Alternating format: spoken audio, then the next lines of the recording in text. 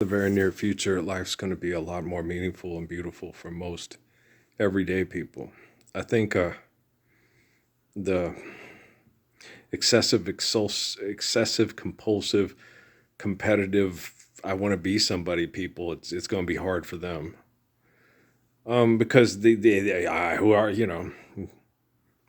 you don't have to be a star. Baby, come as you are with just your heart, and I'll take you in. You've been rejected and hurt. To me, you're worth what you have within. Right? I love that song. Right? Yeah, it's gonna be hard for people that have, I gotta be somebody. Yeah. I always knew from the time I was little, because Jesus talked to me. I was like, okay.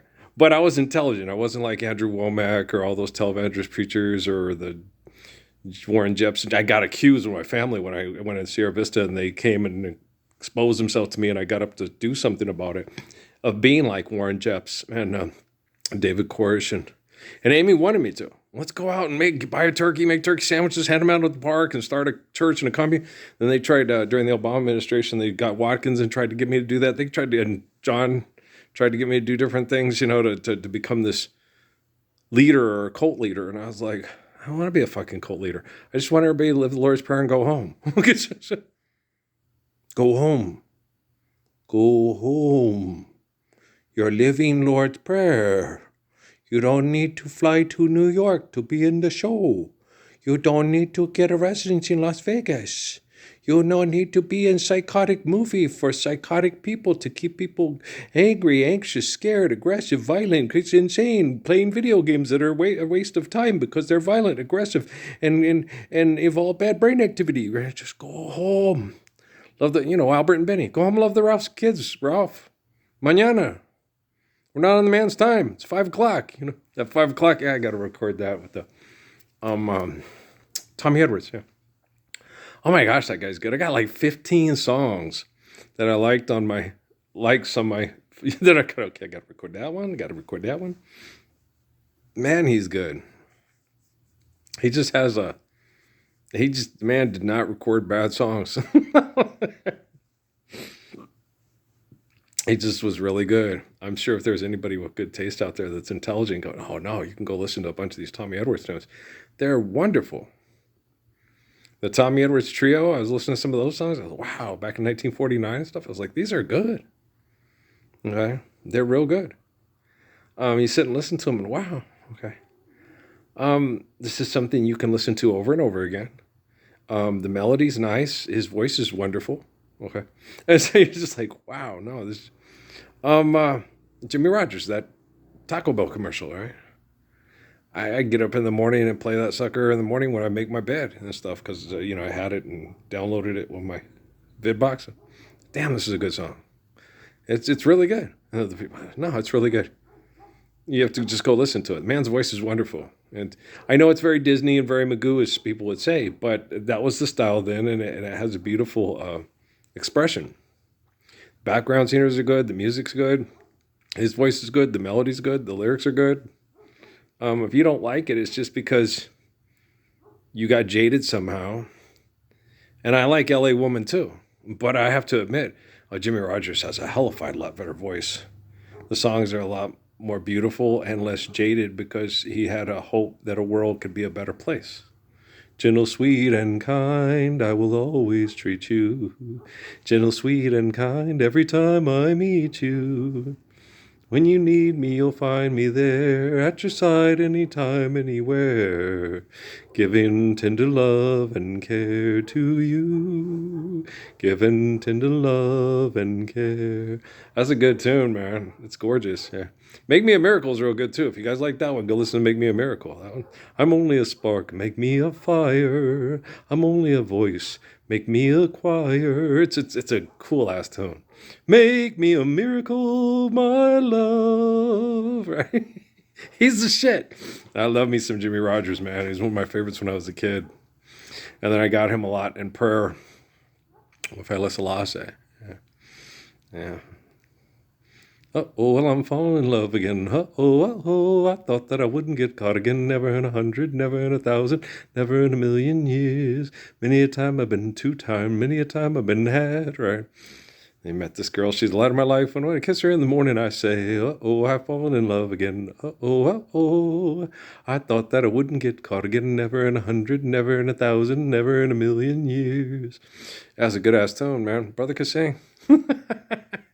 He's my favorite when I was a kid, man. I put him on. Oh, I love these songs.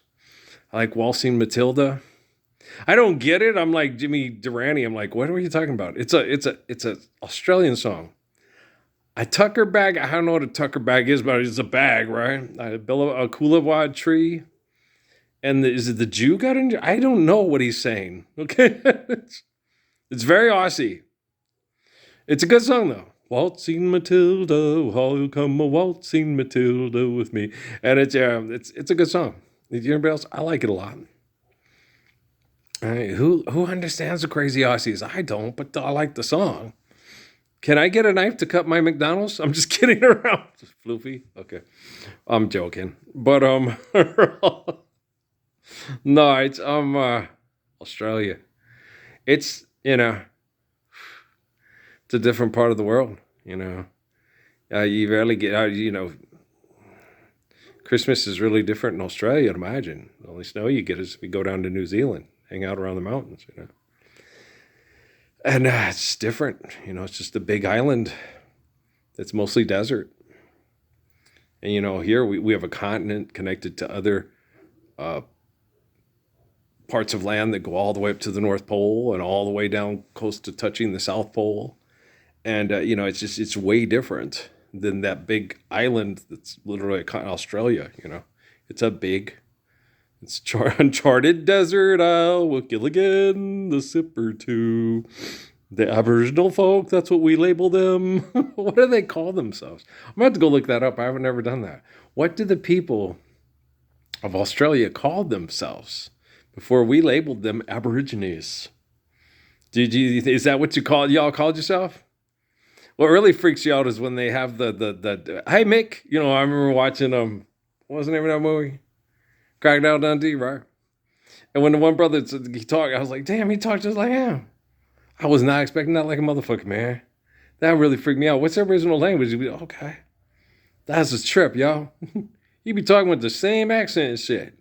But the loose ends is like that too. Of course, I had a big crush on all the girls on Five Star, just like Eddie Murphy, and I had a crush on Jane Eugene, and I had a crush on who else did I have a crush on with the British accent and shit? It was Jane Eugene and Five Star, and was there anyone else? And I was real stupid about women with Jamaican and Trinidad and Tobago accents. I was really stupid about that too. Damn, I like that accent. That's the spot right there. Oh my gosh. Yeah, dumb. Down in Jamaica, they got lots of pretty women. Steal your money and they break your heart. Yeah, anybody else like Stephen Bishop? I like Stephen Bishop too. Like Tootsie Song? That's a good one too. Yeah, I like Stephen Bishop too. Yeah, but I also like, what's the other guy's name? Rupert Holmes. Rupert Holmes. Yeah. My favorite Rupert Holmes is him. That's my favorite song. I know most people like the Pina Colada song, but I like him the best. Over by the window, there's a pack of cigarettes, not my brand. Sometimes you understand. Sometimes the girl forgets. She forgets to hide them. I know who left those smokes behind. No. I had kids. If I didn't have kids, I wouldn't put up with a woman running around cheating on me for 5 minutes. If I had that much evidence around me, I'd be like, okay, I'm out of here and I'm going, I ain't coming back. What about Raquel?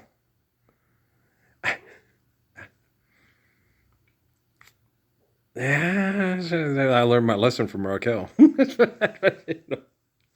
After that, the girls knew you got to get pregnant, you got to have his kids, and you got to work him with his kids through the system. That's the only way to keep that man around, or he will leave and he won't come back because he doesn't want to put up with that shit. And there was always that because I had so much potential. You got to work him to fulfill his potential, but he's a loser. And then he's such a prude. Amy used to sit there and say I was a Molly Mormon. There's a lot of good things about Mormon, uh, what they perceive as culture, I guess you might want to call it. Okay. Joe Smith was a very good man. Okay. Brigham Young was a very good man. Okay. Brigham Young was an excellent man.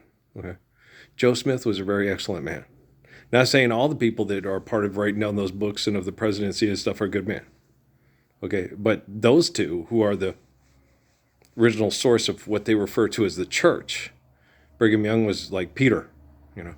He told him that you're gonna have to take polygamous marriage, and you're gonna have to, the church is in your hands, because they're gonna try to get rid of me.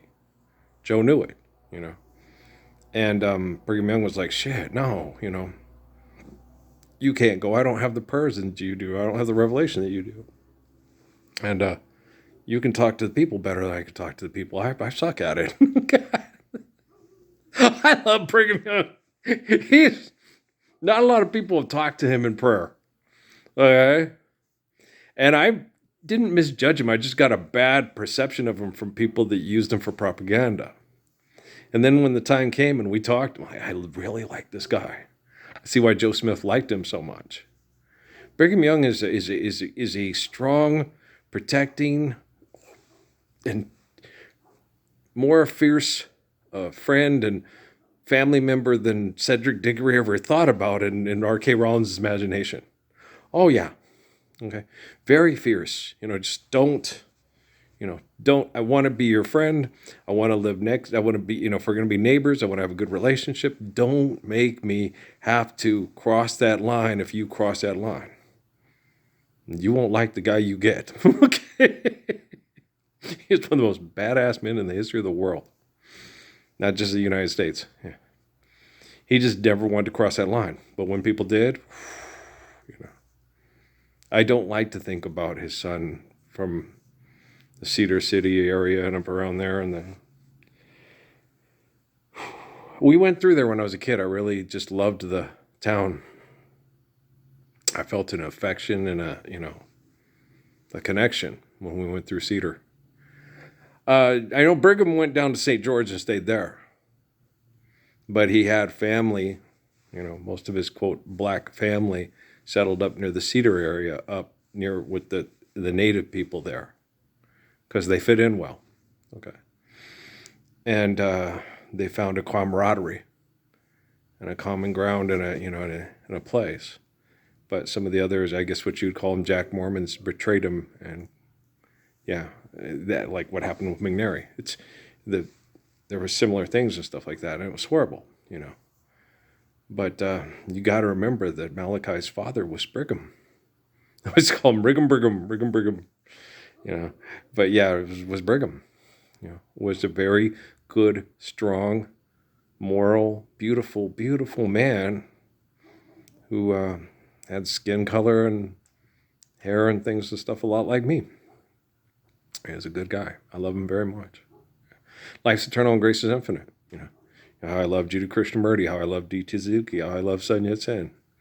I love, Haile Selassie. I love Malcolm X. I love Keith Elam. We never got to meet, but we talked in prayer because I'm the 13th, 22nd Redeemer, and I knew who he was, and he knew who I was, and he knew a lot about Malcolm. And Malcolm had prayers and talks with nobody's wrote it down anywhere, okay? No one's wrote it down anywhere. I don't know if he told the girls. I don't know if he told Betty. I mean, yeah, I know he told Betty. Maybe they didn't get to talk to him about it. He died that weekend. He had a lot of time to talk to me when he was alone in the hotels and stuff. When he was having to stay apart from his wife and his daughters. That's when we talked. Yeah.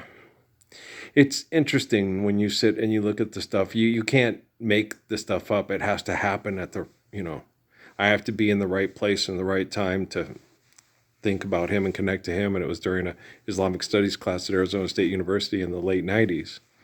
And for him, it was when he was separated from his family and was asking the 1326 Redeemer, when's this going to change? What's happening? Where are you? Right? So I love you guys, man. We'll talk later. don't label yourself a scientist. You're not a scientist. You're a human being. Okay. You can use science to help be a better human being and honor the gift of life given to all human beings by the glory of God.